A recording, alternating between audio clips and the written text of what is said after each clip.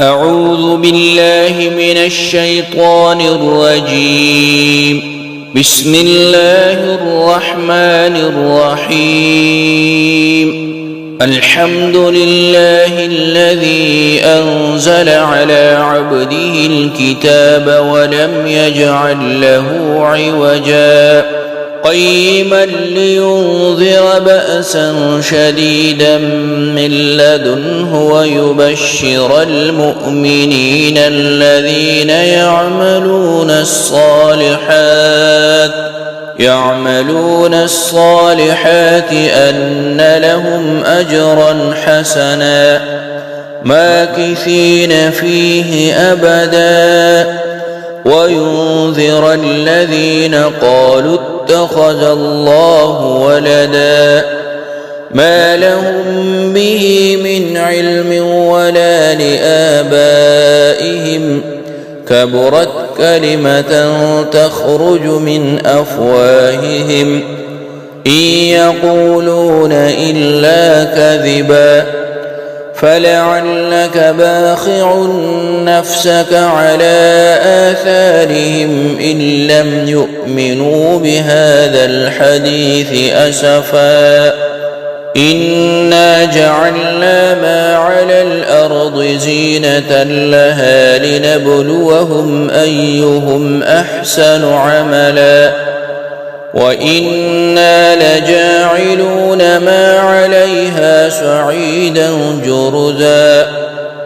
أم حسبت أن أصحاب الكهف والرقيم كانوا من آياتنا عجبا إذ أوى الفتية إلى الكهف فقالوا ربنا آتنا من لدنك رحمة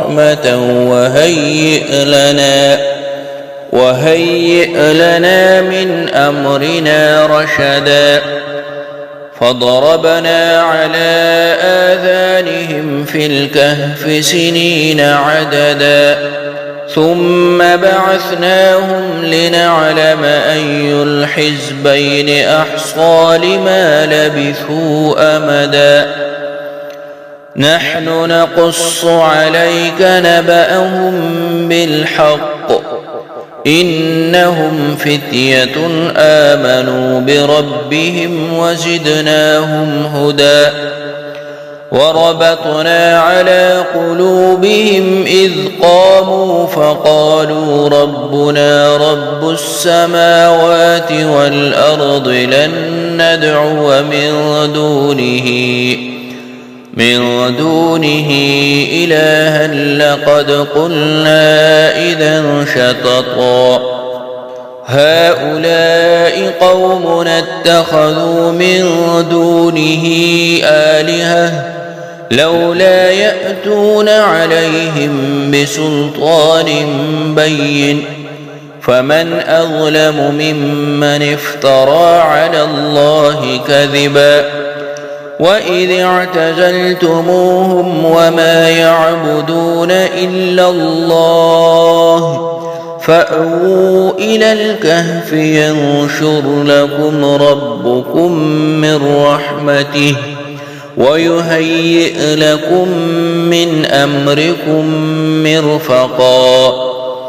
وترى الشمس إذا طلعت تزاور عن كهفهم ذات اليمين وإذا غربت تقرضهم ذات الشمال وهم في فجوة منه ذلك من آيات الله من يهد الله فهو المهتد ومن يضلل فلن تجد له وليا مرشدا وتحسبهم أيقاظا وهم رقود ونقلبهم ذات اليمين وذات الشمال وكلبهم باسط ذراعيه بالوصيد لو اطلعت عليهم لوليت منهم فرارا ولملئت منهم رعبا وكذلك بعثناهم ليتساءلوا بينهم قال قائل منهم كم لبثتم قالوا لبثنا يوما أو بعض يوم قالوا ربكم أعلم بما لبثتم فابعثوا أحدكم بورقكم هذه إلى المدينة فلينظر أيها أزكى طعاما فليأتكم برزق منه وليتلطف ولا يشعرن بكم أحدا إنهم إن يظهروا عليكم يرجموكم أو يعيدوكم في ملتهم ولن تفلحوا إذا أبدا وكذلك أعثرنا عليهم ليعلموا أن وعد الله حق وأن الساعة لا ريب فيها إذ يتنازعون بينهم أمرهم فقالوا بنوا عليهم بنيانا ربهم أعلم بهم قال الذين غلبوا على أمرهم لنتخذن عليهم مسجدا سيقولون ثلاثة رابعهم كلبهم ويقولون خمسة سادسهم كلبهم رجما بالغيب ويقولون سبعة وثامنهم كلبهم قل ربي أعلم بعدتهم ما يعلمهم إلا قليل فلا تمار فيهم إلا مراء ظاهرا ولا تستفت فيهم منهم أحدا ولا تقولن لشيء إني فاعل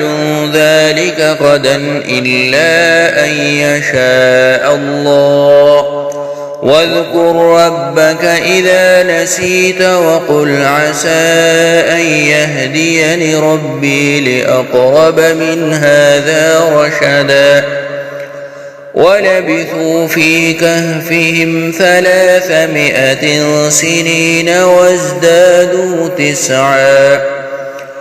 قل الله أعلم بما لبثوا له غيب السماوات والأرض أبصر به وأسمع ما لهم من دونه من ولي ولا يشرك في حكمه أحدا واتل ما أوحي إليك من كتاب ربك لا مبدل لكلماته ولن تجد من دونه ملتحدا واصبر نفسك مع الذين يدعون ربهم بالغداة والعشي يريدون وجهه ولا تعد عيناك عنهم تريد زينة الحياة الدنيا ولا تطع من أغفلنا قلبه عن ذكرنا واتبع هواه وكان أمره فرطا وقل الحق من ربكم فمن شاء فليؤمن ومن شاء فليكفر إنا أعتدنا للظالمين نارا أحاط بهم سرادقها وإن يستغيثوا يغاثوا بماء كالمهل يشوي الوجوه بئس الشراب وساءت مرتفقا إن الذين آمنوا وعملوا الصالحات إنا لا نضيع أجر من أحسن عملا أولئك لهم جنات عدن تجري من تحتهم الأنهار يحلون فيها من أساور من ذهب ويلبسون ثيابا خضرا من سندس واستبرق متكئين فيها على الأرائك نعم الثواب وحسنت مرتفقا. واضرب لهم مثل الرجلين جعلنا لأحدهما جنتين من أعناب وحففناهما بنخل وجعلنا بينهما زرعا كلتا الجنتين آتت أكلها ولم تظلم منه شيئا وفجرنا خلالهما نهرا وكان له ثمر فقال لصاحبه وهو يحاوره أنا أكثر منك مالا وأعز نفرا ودخل جنته وهو ظالم لنفسه قال ما أظن أن تبيد هذه أبدا وما أظن الساعة قائمة ولئن رددت إلى ربي لأجدن خيرا منها منقلبا. قال له صاحبه وهو يحاوره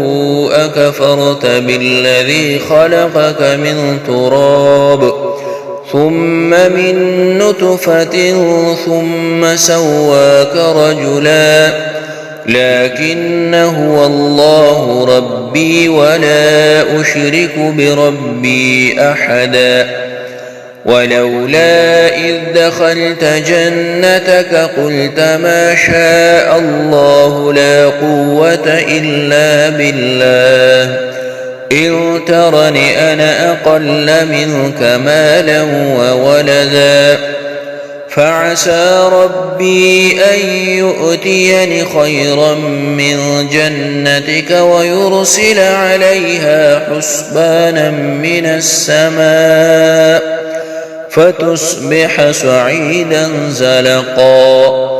أو يصبح ماؤها غورا فلن تستطيع له طلبا. وأحيط بثمره فأصبح يقلب كفيه على ما أنفق فيها وهي خاوية على عروشها ويقول يا ليتني لم أشرك بربي أحدا ولم تكن له فئة ينصرونه من دون الله وما كان منتصرا. هنالك الولاية لله الحق هو خير ثوابا وخير عقبا. واضرب لهم مثل الحياة الدنيا كماء أنزلناه من السماء فاختلط به نبات الأرض فأصبح هشيما تذروه الرياح وكان الله على كل شيء مقتدرا. المال والبنون زينة الحياة الدنيا والباقيات الصالحات خير عند ربك ثوابا وخير أملا. ويوم نسير الجبال وترى الأرض بارزة وحشرناهم فلم نغادر منهم أحدا وعرضوا على ربك صفا لقد جئتمونا كما خلقناكم أول مرة بل زعمتم أن لن نجعل لكم موعدا. ووضع الكتاب فترى المجرمين مشفقين مما فيه ويقولون يا ويلتنا ما لهذا الكتاب لا يغادر صغيرة ولا كبيرة إلا أحصاها ووجدوا ما عملوا حاضرا ولا يظلم ربك أحدا وإذ قلنا للملائكة اسجدوا لآدم فسجدوا إلا إبليس كان من الجن ففسق عن أمر ربه أفتتخذونه وذريته أولياء من دوني وهم لكم عدو بئس للظالمين بدلا ما أشهدتهم خلق السماوات والأرض ولا خلق أنفسهم وما كنت متخذ المضلين عضدا ويوم يقول نادوا شركائي الذين زعمتم فدعوهم فلم يستجيبوا لهم وجعلنا بينهم موبقا ورأى المجرمون النار فظنوا أنهم مواقعوها ولم يجدوا عنها مصرفا ولقد صرفنا في هذا القرآن للناس من كل مثل وكان الإنسان أكثر شيء جدلا وما منع الناس أن يؤمنوا إذ جاءهم الهدى ويستغفروا ربهم إلا أن تأتيهم سنة الأولين أو يأتيهم العذاب قبلا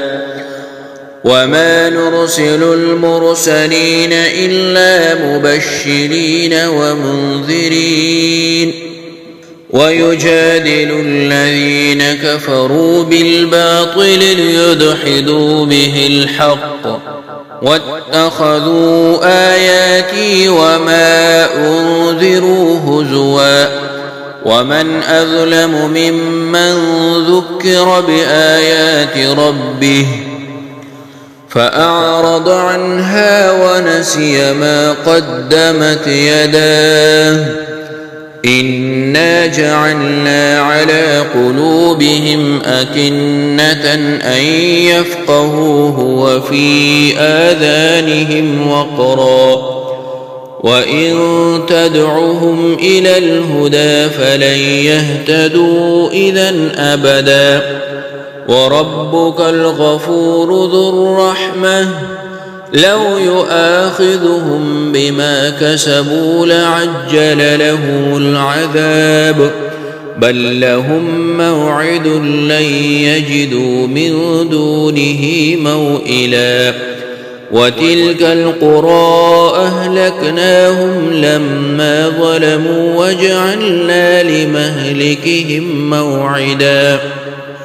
وإذ قال موسى لفتاه لا أبرح حتى أبلغ مجمع البحرين أو أمضي حقبا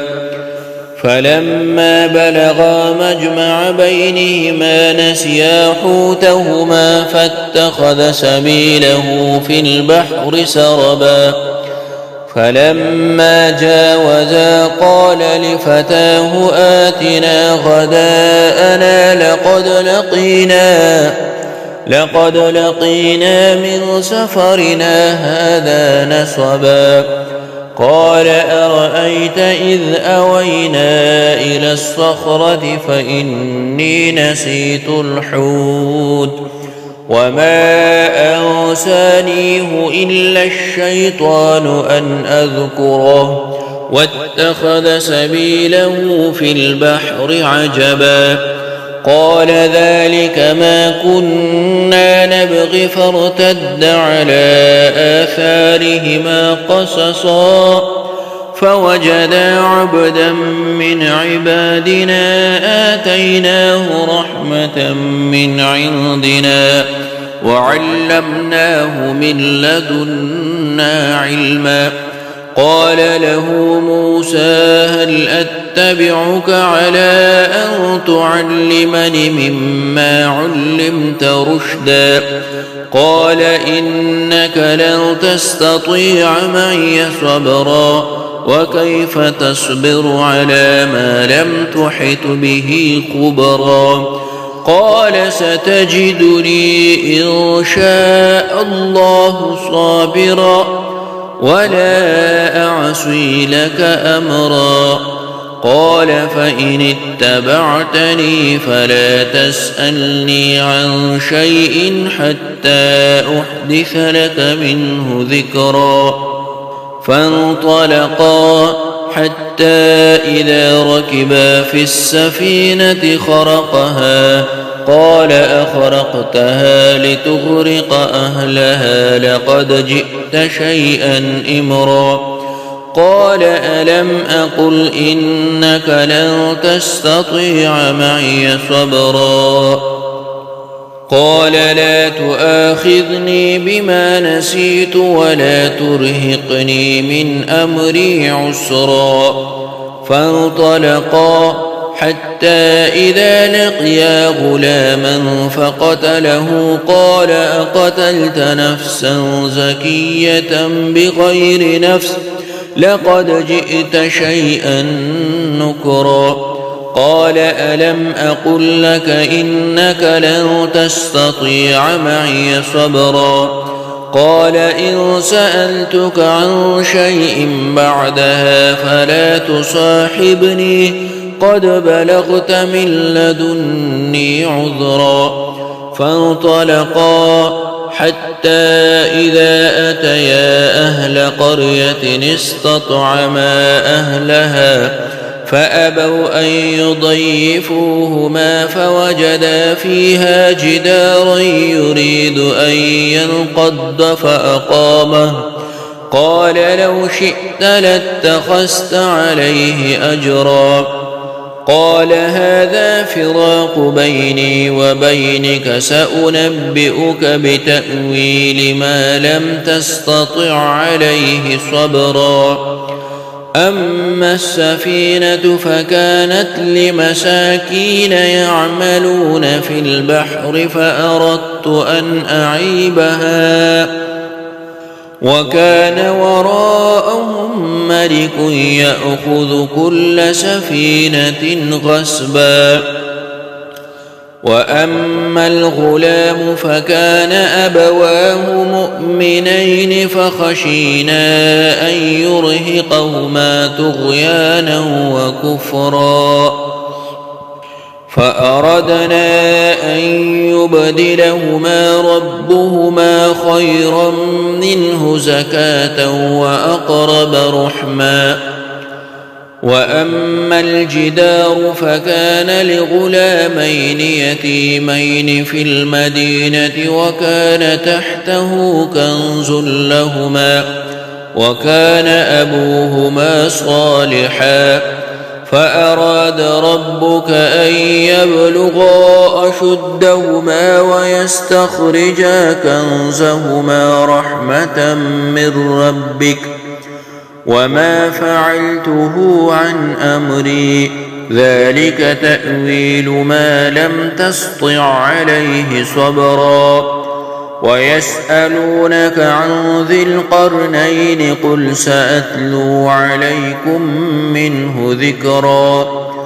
إنا مكنا له في الأرض وآتيناه من كل شيء سببا فأتبع سببا حتى إذا بلغ مغرب الشمس وجدها تغرب في عين حمئة ووجد عندها قوما. قلنا يا ذا القرنين إما أن تعذب وإما أن تتخذ فيهم حسنا. قال أما من ظلم فسوف نعذبه ثم يرد إلى ربه فيعذبه عذابا نكرا وأما من آمن وعمل صالحا فله جزاء الحسنى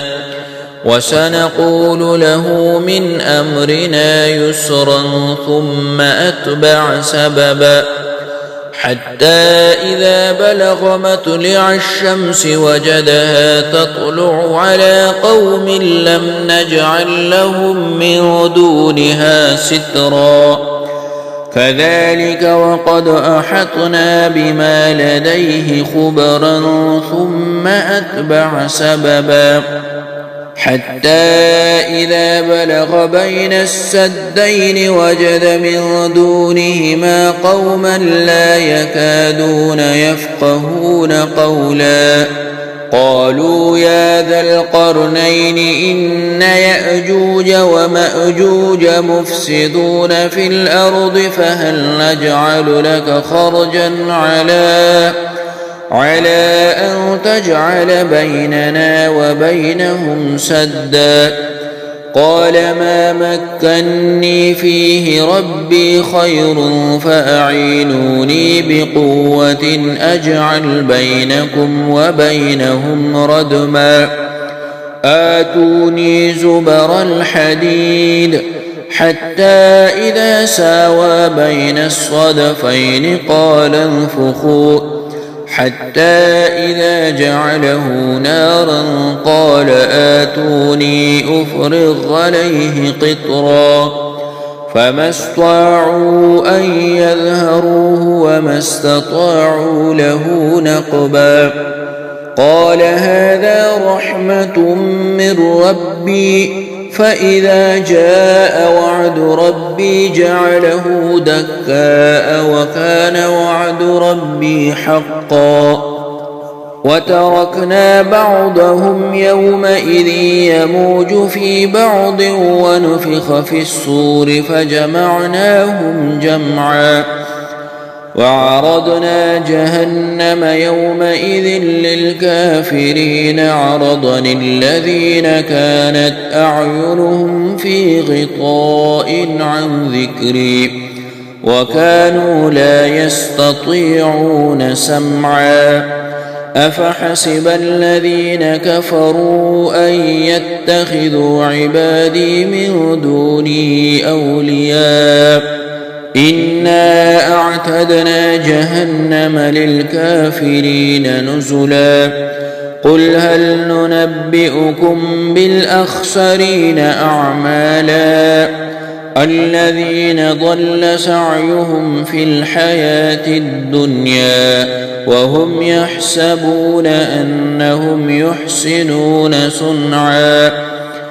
أولئك الذين كفروا بآيات ربهم ولقائه فحبطت أعمالهم فلا نقيم لهم يوم القيامة وزنا ذلك جزاؤهم جهنم بما كفروا واتخذوا آياتي ورسلي هزوا